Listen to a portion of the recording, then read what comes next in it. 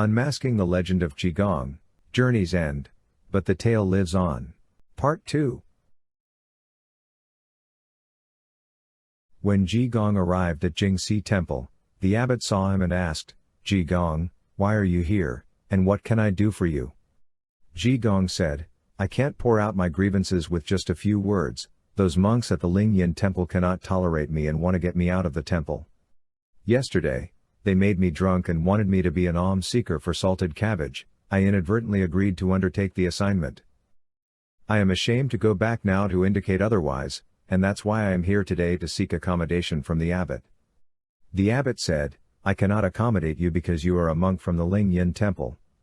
I can only do that with the abbot acknowledging from the temple of Lingyan. Let me write a letter to the abbot of Lingyan and ask him to change his mind. If he still refuses, I will then take you in. In that case, we are all in the proper perspective." Ji Gong agreed with the abbot and spent the night at the Jingxi temple. The next day, the letter was sent to the abbot of the temple of Lingyan by the abbot of the Jingxi temple. In the letter, the abbot of Jingxi related that Ji Gong had gone to see him and explained the whole matter. Ji Gong said he could not carry out the assignment to seek the alms as requested and was ashamed to return to the Lingyan temple. He sought the abbot of Lingyan to forgive Ji Gong and withdrew his instruction. If the abbot agrees, he volunteers to send Ji Gong back personally the next day. After the abbot read the letter, he was furious. He said, "Since Ji Gong admitted he was incompetent, why did he accept the thanks appreciation from me? He was so mean, and my temple definitely cannot accommodate him." Then the abbot of Lingyan temple replied to the letter and stated, "Do not bother to send the frantic monk back." His reply was accompanied by the original letter. When the abbot of Jingxi temple read the response, he was furious and said, "How can he be so rude? I am not accountable to him. I shall accept you into my temple since he refused. Now on, I shall promote you as a clerk, and all notices and writings shall be done by you." Ji Gong agreed and thanked the abbot, and efficiently handling all notices and writings for the temple. When Wang Gon saw Ji Gong, he said, "Ji Gong, why have you not been around for some time?" Ji Gong said, "It's a long story. The Lingyan temple has chased me away. I am now with Jingxi temple, and you are my neighbor." Then Wang Gon said, "I am quite free now. How about a chess game?" Ji Gong said, "Okay. If I win, you let me have a tray of buns. If I lose, you can knock on my bald head. How about that?" Wang Gon laughed and agreed. So they had 5 to 6 games of chess at the door front. Finally, Ji Gong lost in the game. Wang Gon said, "You are a monk, how can I knock your head? Why don't you write a signboard for me instead?" Ji Gong said, "No kidding, I cannot write well without wine." Wang Gon said, "That is easy, just order from the street across and get them to send over the hot wine." When the wine was sent over, Ji Gong gulped 15 to 16 bowls at one go before he asked, "What sort of signboard do you need?" Wang said it concerned boosting the sale of his buns. Ji Gong lifted his brush and wrote prominent characters that read, "Fine oil from the Wang family, big bean fine flour bun." After Wang Gon had put up the signboard, his business flourished day after day. After Ji Gong left Wang, while still drunk, he dropped by the house of official Mao at Pine Peak. "Why have you not been here for such a long time?" Ji Gong replied, "I can't finish in a few words. The Lingyan temple has expelled me. I now work as a clerk at the Jingxi temple and am busy day and night. Therefore, I did not find the time to visit the official. The official said, 'The weather is hot today, and I feel bored resting at home. You come at the right time. I will take you to the bamboo grove to beat the summer heat and to drink wine.'" Ji Gong said, "The official is full of hospitality. How can I refuse?" The Mao official laughed upon hearing that. They spent a merry time drinking at the bamboo grove until late evening. The official requested monk Ji Gong to stay in his house, and Ji Gong stayed for 6 or 7 days there. After Ji Gong left the Mao official, he visited the Chen official. After receiving Ji Gong at his house, the Chen official said, "I heard that you stayed at the Mao official's home. I wanted to know why you did not visit me, and here you are today.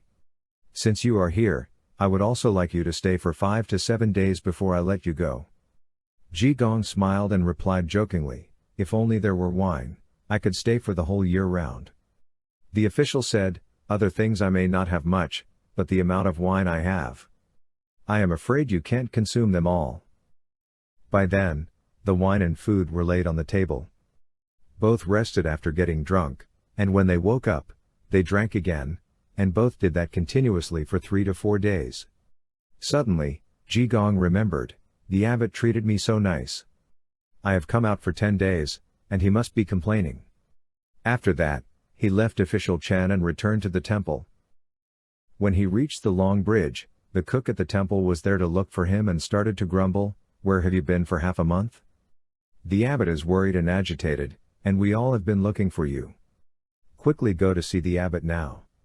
Ji Gong rushed into the abbot's room, knelt before the abbot, and said, I wandered for a few days around, I beg for the forgiveness of the abbot. The abbot said, how have I taught you before? Why have you stayed the same? What have you been doing for these few days? Don't tell me you have been involved in some luscious acts again. Ji Gong said, I would not dare to repeat my past mistakes, it was just that I had not been out for some time and felt that I had neglected my acquaintances, so I went to Pine Peak. The Mao official was complete with hospitality and made me stay for 6 to 7 days, the Chen official was just as full of hospitality and kept me for 4 to 5 days, so I was delayed. The abbot said, nonsense, they are all imperial court officials, and how would they assimilate with you? Since they highly regard you, how did you reject the assignment when you were previously assigned to seek alms?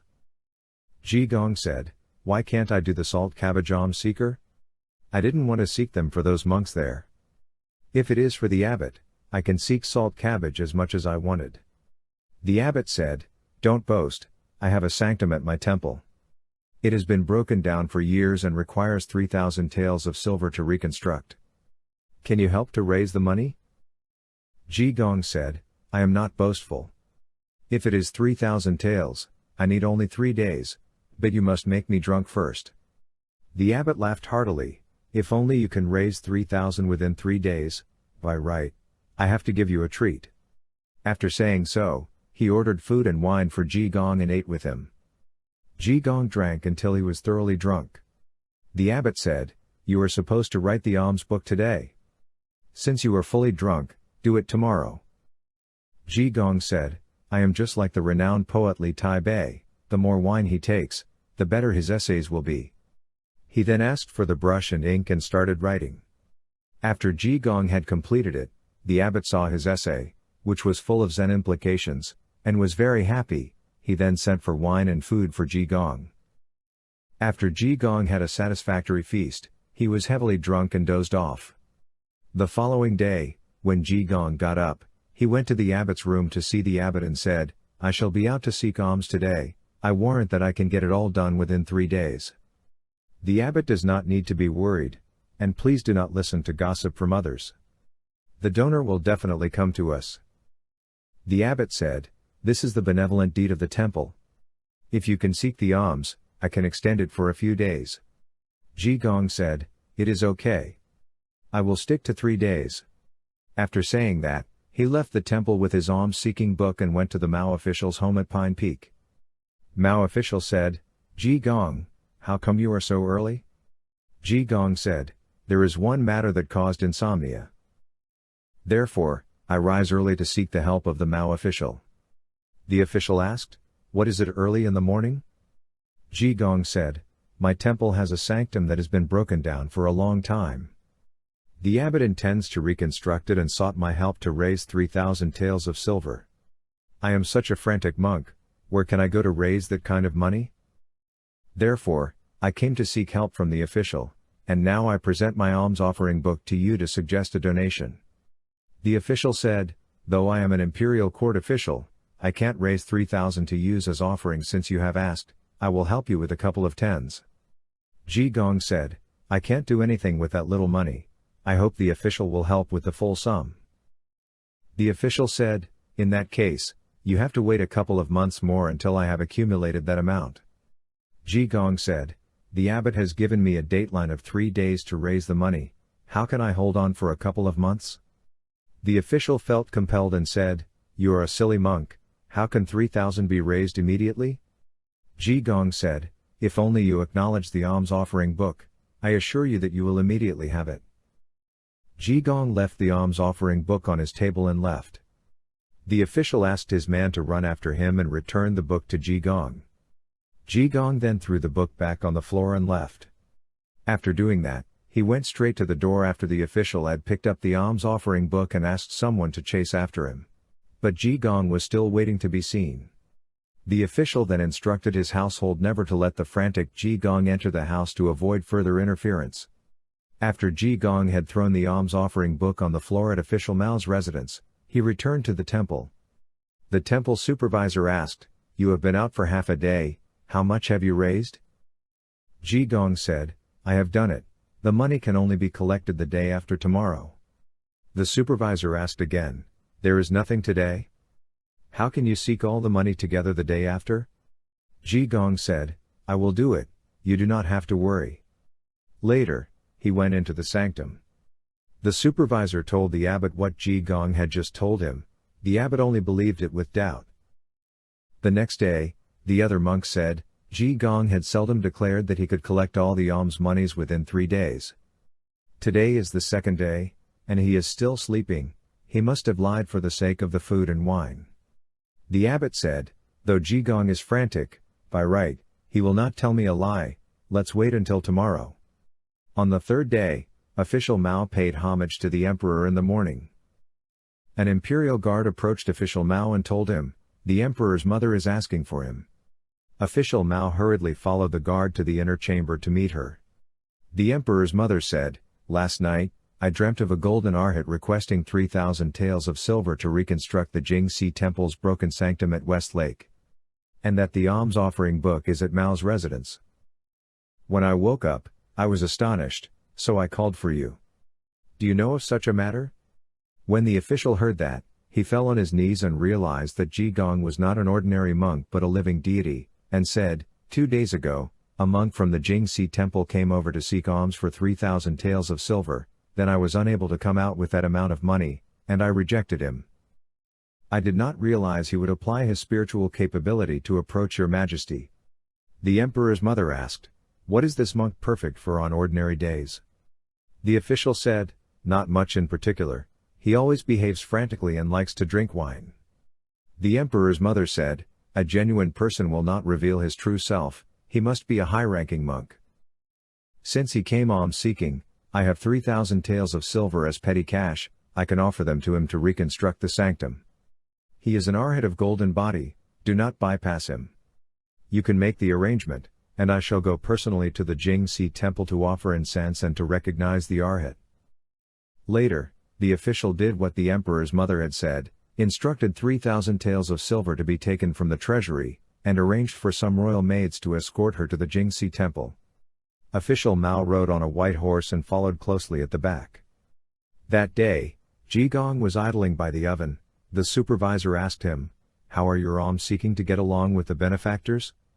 Ji Gong said, "It will come right away." After a while, a messenger rushed into the room from outside and said, "I have got a message from the imperial messenger that the emperor's mother is arriving the temple to offer incense and prayers, and the royal troop is already on the way." The abbot was excited and quickly put on his monk robe and cap and lined up all the monks at the temple to await their arrival. At that point, the royal troops had just arrived and were ushered into the main sanctum. The emperor's mother first lit some incense offerings before she got seated. After paying their homage to the emperor's mother said, "Last night I dreamt of a golden-bodied arhat seeking for alms of 3,000 taels of silver to reconstruct a new sanctum for the temple. I have verbally agreed with him and have brought the 3,000 taels of silver here. Can the abbot please acknowledge it?" The abbot and all the monks quickly thanked the emperor's mother for the donations. The emperor's mother asked, "Though I came all the way to donate, I want to look at the arhat." The abbot kneeled and replied, "The temple has 500 monks, they are all mortals and can't be known as arhats to mislead the emperor's mother." The emperor's mother said, "The arhat will not show his appearance, when he is in the mortal world, you can assemble all the 500 monks in the temple to come before me, and I will recognize him." The abbot acknowledged the instructions and led the monks into the chanting prayer hall. Each had to pass by before the emperor's mother, and Ji Gong was among all the monks. When he passed by, the emperor's mother saw him, pointed at him, and said, "He is the Arhat I dreamt of." The surroundings were filled with purple and golden light, and it was extremely solemn. "Why do you look so frantic today?" Ji Gong said, "I am a poor and frantic monk and not an Arhat. Do not be mistaken, Your Majesty." The emperor's mother said, "Of course, you won't admit it in the mortal world. It is all right then. But I offered 3,000 taels of silver as alms. How are you going to favor me?" Ji Gong said, "I am a poor monk and can only do a somersault. I have nothing to favor the emperor's mother. I hope the emperor's mother can accept my somersault." Ji Gong started to somersault toward the emperor's mother after saying that. As he had only his robe on without underwear, everything at his bottom was exposed as he somersaulted. The royal maids were thoroughly embarrassed at the sight and started to giggle. The guards saw that Ji Gong was rude, intended to chase him out of the sanctum, and arrested him.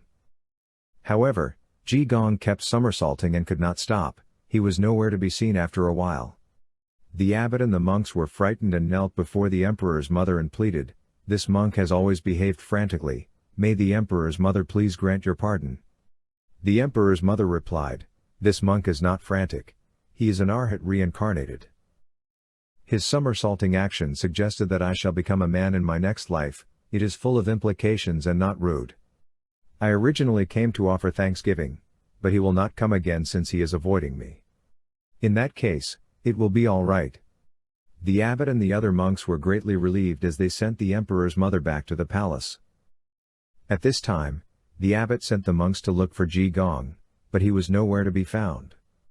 The abbot told the monks, Ji Gong was determined to complete the new sanctum and therefore revealed his spiritual powers to the emperor's mother to touch her heart. According to the emperor's mother, he is an Arhat, but he guided himself as frantic. Do not mistreat him. All the monks agreed. Fellow subscribers, thank you for joining me as we reach the epic conclusion of Unmasking the Legend of Ji Gong. This has been an incredible journey, delving into the fascinating life and folk tales of the eccentric yet beloved monk. We've witnessed his acts of compassion, challenged authority with wit, and marveled at his seemingly supernatural abilities. In this final chapter, we uncover the truth behind the myths, witness the resolution of Ji Gong's final conflict, and say goodbye to this legendary figure.